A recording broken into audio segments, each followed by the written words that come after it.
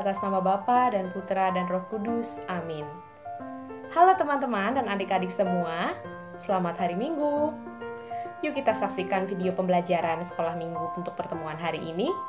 Siapkan Alkitabnya ya. Selamat menyaksikan.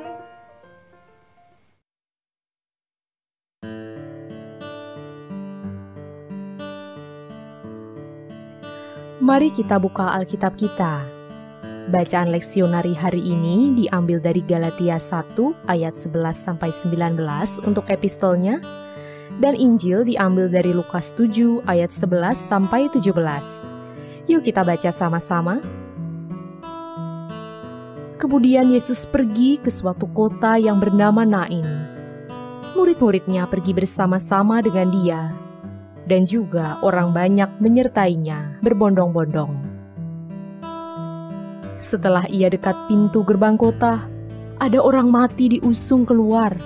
Anak laki-laki, anak tunggal ibunya yang sudah janda, dan banyak orang dari kota itu menyertai janda itu. Dan ketika Tuhan melihat janda itu, tergeraklah hatinya oleh belas kasihan. Lalu ia berkata kepadanya, "Jangan menangis." Sambil menghampiri usungan itu, ia menyentuhnya. Dan sedang para pengusung berhenti, ia berkata, "Hai anak muda, aku berkata kepadamu, bangkitlah." Maka bangunlah orang itu dan duduk, dan mulai berkata-kata, dan Yesus menyerahkannya kepada ibunya. Semua orang itu ketakutan, dan mereka memuliakan Allah sambil berkata, "Seorang nabi besar telah muncul di tengah-tengah kita, dan Allah telah melawat umat-Nya." Maka tersiarlah kabar tentang Yesus di seluruh Yudea dan di seluruh daerah sekitarnya. Teman-teman terkasih, Injil itu unik. Injil sering menceritakan tentang orang sakit yang disembuhkan, orang berdosa yang bertobat, orang yang bertemu Tuhan. Tetapi semua kisah itu tidak hanya berhenti di situ saja, melainkan memiliki makna yang dapat digali dengan sangat dalam. Yuk kita belajar menggali makna bacaan hari ini.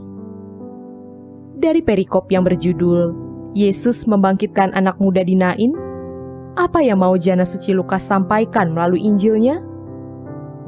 Dikisahkan Yesus pergi ke suatu kota bernama Nain. Nain atau Naim dalam bahasa Ibrani artinya indah atau menyenangkan. Sesuatu yang membuat bahagia. Manusia tinggal dalam suatu tempat yang dianggapnya sebagai tempat yang membahagiakan. Yesus beserta rombongannya bertemu dengan rombongan si janda yang mengusung anaknya yang telah mati. Dengan datangnya Yesus ke dalam keberadaan manusia itu, ternyata terbongkarlah. Kebahagiaan dunia itu hanyalah kebahagiaan semu. Karena manusia pada akhirnya merasa sedih, putus asa, kesepian layaknya si janda. Manusia seperti janda yang tak memiliki pelindung karena tanpa suami. Ia juga tak memiliki harapan dan masa depan. Karena harapan satu-satunya bagi masa depannya, yaitu anaknya laki-laki, telah musnah. Jadi, yang dianggap kebahagiaan itu ternyata palsu, karena isinya penderitaan. Tetapi Yesus datang dengan belas kasihan dan mengatakan, "Jangan menangis."